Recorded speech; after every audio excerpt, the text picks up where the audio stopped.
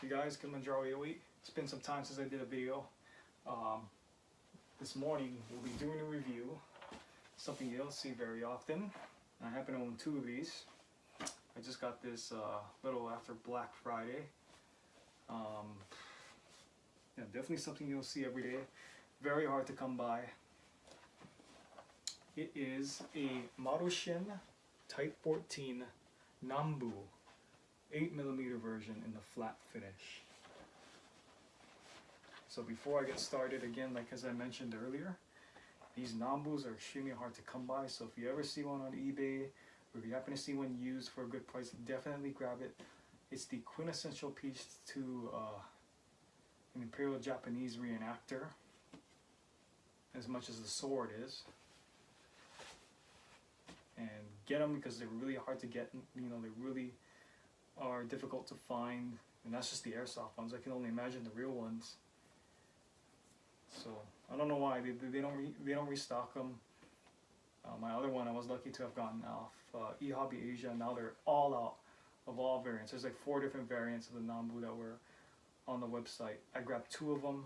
I had a late war one which I sold to another friend. He has an Imperial Japanese impression, so he has my late war one, which I did a video of sometime early summer, and I replaced it now. I had to sell it to pay off bills. Unfortunately, curse you bills. I replaced it with this one. So again, just emphasizing that you should grab a Nambu if you ever see one for a good price. So they should be in the vicinity of $200 to $300 depending where you get it from and whatnot, how much shipping is. We go from there. So this is the box. This one's well over 10 years old, but it's in extremely good condition. This is again the 8mm version, heavyweight. It comes with some targets and a manual in Japanese, which I cannot read. But let me show you something interesting about this manual.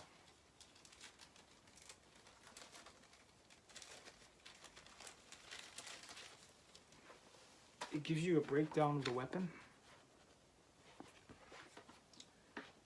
Going back to what I said earlier, the gun not only is hard to find, but the magazines are just as impossible to find. So if you even find the magazine too, definitely grab it. If I happen to find an 8mm magazine for this, I'm definitely going to grab it. So it gives you a nice, like,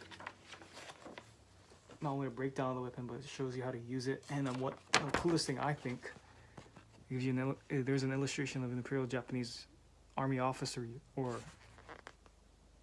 yeah, I think it's an Imperial Japanese Army officer, it's not Navy, using it. So it's not just some random instruction manual they've slapped together. I mean, they showed you everything, the operation of the weapon and whatnot.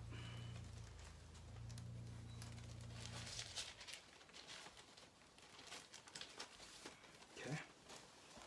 Inside, contents. Here we receive the pistol, which is nicely in there. Sample pack of 8mm BBs and a little Allen wrench, which I don't know what it's there for, but okay. Probably to adjust the HopUp or take apart the weapon.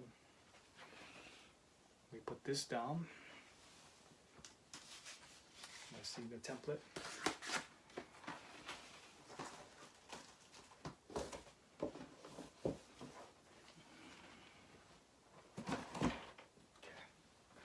So going into the weapon, it's comprised mostly of polymer and the metal. The metal parts, if I miss something or I say something wrong, just correct me, okay? The outer barrel is metal, your inner barrel is metal, and look how massive that thing is. It's a little hand cannon compared to 6mm. Front sight is metal. Trigger guard is metal. You can see it's the earlier War One circular trigger guard. Trigger is metal. Safety is metal. Bounce off safe. Toggle's metal. So just like the Luger, you pull that back. Weapon fires. Oops, you don't want to swing it in the wrong direction, because you will break it, and there are no replacement parts for the Nambu. So when this thing breaks, it's going to break, and you're not going to get any replacement parts. So take good care of these things if you own one. Mag release is metal. The magazine is metal. Is your fill valve down here? This is the most interesting magazine I've seen. The most well decorated, I will say. It's half the weight of the gun.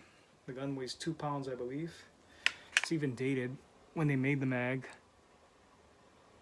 When Marushin made the mag, January of 2008. So you can tell this gun's well over 10 years old. Of course, the screws that hold everything, the rosewood grips here, these are metal. The grips are made of wood. Smells like real wood, so my assumption is that it's real wood. Metal lanyard loop. The top part of the gun right here, I don't know what this is called, forgive me. It's made of metal and it's all nicely engraved. Numbered. Got some kanji over here.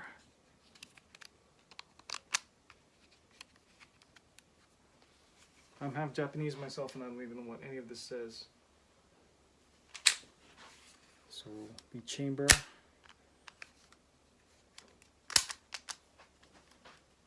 It's all plastic. This part over here is plastic. The thumb rest over here is plastic. And that's really the only plastic parts I can think of. Okay. Let me emphasize that you do not in any circumstance use green gas or propane on this gun. These Japanese pistols, make sure that you use duster gas. You can find that at Walmart or CVS. They should have it. Just like to clean computers and whatnot. Mix that with some silicone oil and you should be able to use this, especially with these 8mm guns. These things shoot hard. I can't even use it in my local field. One of my local fields, I don't know about the other local field, but it's probably going to be banned. Because if you use green gas, you will completely destroy the gun. And again, like I said earlier, there are no extra parts or replacement parts. There's no aftermarket for this gun, so you break this thing, you're screwed, basically. So it's a really nicely well-weighted pistol. The magazine's like half the weight of the gun. It's very easy to aim. I don't know if the camera can pick up the sights. Just stand out of the way.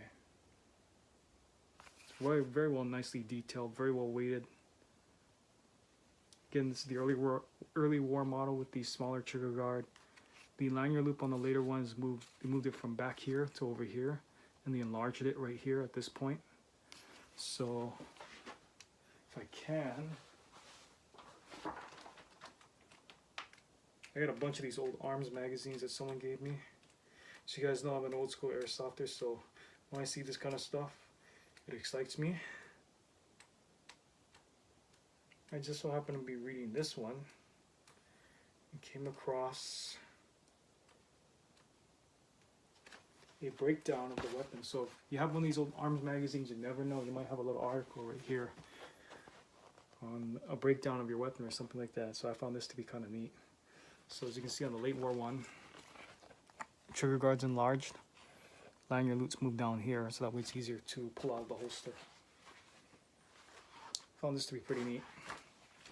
So this one is August of 2008. But yeah, that pretty much sums up the review on the Marushin Nambu.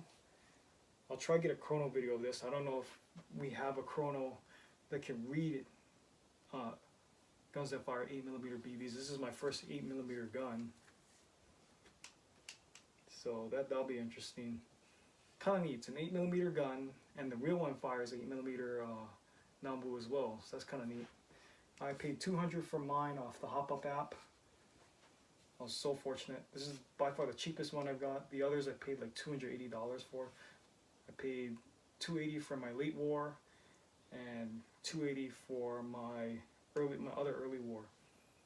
And I sold my late war for $220 to my friend Rayson, who has an Imperial Japanese officer impression. Very nice. So that pretty much sums up the review of the Marushin Nambu Type 14, 8mm early war in the flat finish. Thanks for watching, guys. I'll make more videos in the future. Stay tuned as always.